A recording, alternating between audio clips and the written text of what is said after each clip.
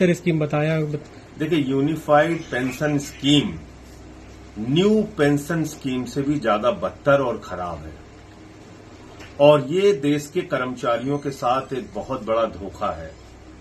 और इस pension scheme से आपने देश के अर्धसैनिक बलों को निकालकर बाहर कर दिया। वो इस दायरे में नहीं आएंगे। देश के पैरामिलिट्री फोर्सेस इस दायरे में नहीं आएंगे, क्योंकि उनकी 25 साल की सर्विस होती ही नहीं। तो जब उनकी 25 साल की नौकरी होगी तभी आप यूनिफाइड पेंशन स्कीम का लाभ उनको देंगे, वरना 10,000 रुपए की पेंशन उनको मिलेगी। दूसरी बात इसमें क्या है कि जब से आपने अपनी नौकरी शुरू की, मान लीजिए आपने 40 साल नौकरी की, तो हर महीने आपका 10% सैलरी से कटेगा पेंशन के नाम पे, और उसके बाद पूरा पैसा सरकार अपने पास रख लेगी। मान लीजिए 1 लाख की सैलरी है, 40 साल आपने नौकरी की, कभी 2 लाख होगी सैलरी आगे बढ़ के आपकी, कभी 3 लाख होगी।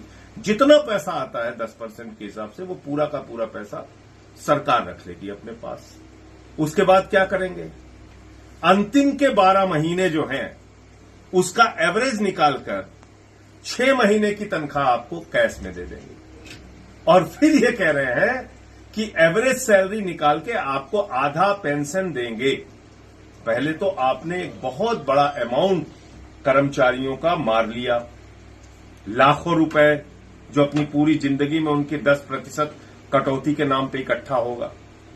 दूसरी चीज, आपने इससे अर्धसैनिक बलों को बाहर कर दिया बड़ी संख्या में। आपने इसमें कह दिया 25 साल की जब न्यूनतम आपकी सर्विस होगी, 20 साल से बढ़ाकर उसको 25 साल कर दिया कि न्यूनतम सर्विस जब आपकी 25 साल की होगी तभी आप इस यूनिफाइड पेंशन स्कीम के दायरे में आएंगे।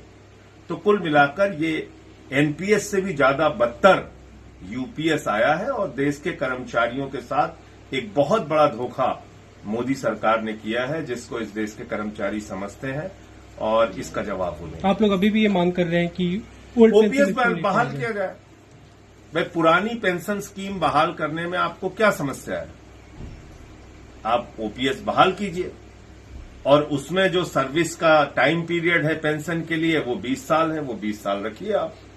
आपने बढ़ा के 25 साल कर दिया, पैरामिलिट्री फोर्सेस तो बाहर हो जाएंगे ना इससे। एक दूसरा बड़ा मुद्दा भी